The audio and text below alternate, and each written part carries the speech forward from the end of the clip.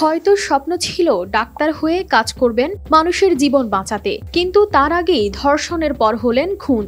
যার এমন মর্মান্তিক মৃত্যুতে হৃদয় কাঁপছে খোদ নেটিজেনদেরও। ছিলেন অতি সাধারণ নিম্নবিত্ত পরিবারে জন্ম নেওয়া বাবা মায়ের একমাত্র সন্তান।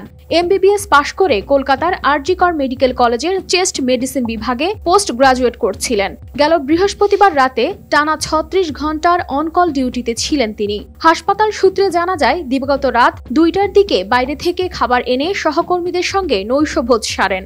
এরপর বিশ্রাম নিতে যান জরুরি ভবনের 4 তলার একটি সেমিনার কক্ষে। আর সেখানেই যে চিরতরে বিশ্রামে চলে যাবেন তা হয়তো নিজেও কল্পনা করেননি। পরদিন সকালে ওই কক্ষের ভেতর থেকেই উদ্ধার করা হয় 31 বছর বয়সী ওই তরুণীর অর্ধনগ্ন মরদেহ।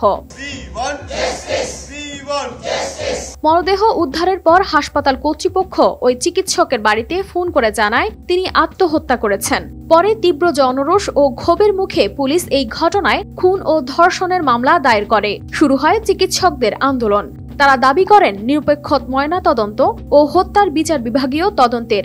পরে ময়নাতদন্তের প্রাথমিক প্রতিবেদনে ওই চিকিৎসকের শরীরের বিভিন্ন অংশে আঘাতের চিহ্ন পাওয়া গেছে বলে জানায় কলকাতার পুলিশ কমিশনার বিনীত কুমার গয়াল। 6000 mAh ব্যাটারির one and only power master NextG N73। আমরা খুবই দুঃখিত ওই ঘটনার জন্য। ইনকোয়েস্ট করার পরে পোস্টমর্টম করা হয়।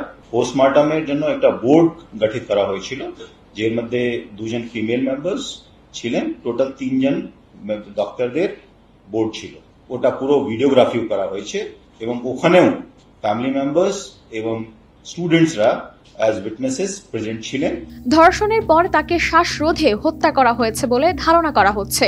শরীরের বিভিন্ন স্থান থেকে পাওয়া গেছে রক্তক্ষরণের চিহ্ন। কক্ষের ম্যাট্রেসেও মিলেছে রক্ত। এছাড়া নিহত তরুণীর গোপনাঙ্গের পাশেই পড়েছিল মেয়েদের মাথার চুলের একটি ক্লিপ এবং ছিঁড়ে যাওয়া ইয়ারফোন। BBC বাংলাকে দেওয়া সাক্ষাৎকারে আন্দোলনরত ডাক্তারদের একজন জানান, ঘটনার যে বিবরণ তাতে এটা পরিষ্কার যে খুন ও ধর্ষণে জড়িত ছিল একাধিক ব্যক্তি।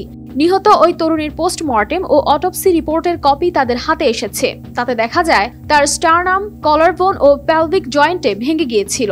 চোখ, মুখ ও যৌনাঙ্গ থেকে প্রচুর রক্তপাত হচ্ছিল। তার বাঁ পায়ে, ডান হাতের আঙ্গুলে, ঘাড়ে ও ঠোঁটে মোট 11টি ক্ষত ছিল।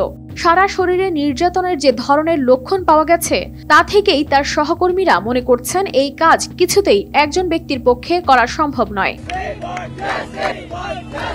এই ঘটনার সঙ্গে জড়িত অভিযোগে সঞ্জয় রায় নামের এক স্বেচ্ছাসেবককে গ্রেপ্তার করেছে কলকাতা পুলিশ। আমরা একজনকে অ্যারেস্ট করেছি এবং নানা রকম এভিডেন্স ওখান থেকে কালেক্ট করেছি ওদের এগেইনস্টে। ইনভেস্টিগেশন চলছে এবং আজকে ওকে প্রডিউস করা হবে কোর্টে। তবে মাত্র একজনকে ধরা হলেও বাকিরা রাজনৈতিক প্রভাবশালী বলেই কি তাদের স্পর্শ করা হচ্ছে না বলে প্রশ্ন আন্দোলনরত ডাক্তারদের। এমন ঘটনায় বিক্ষোভে উত্তাল পুরো পশ্চিমবঙ্গ। চিকিৎসক ধর্ষণ ও হত্যার প্রতিবাদে কর্মবিরতির ঘোষণা দেন রাজ্যের বিভিন্ন জেলার মেডিকেল কলেজ হাসপাতালের বিক্ষুব্ধ চিকিৎসকরা। একই দাবিতে সোচ্চার হয় বিজেপি, কংগ্রেস, বামদল সহ রাজ্যের অন্যান্য দলও। কানিজ ফাতেমা শিমু, RTV।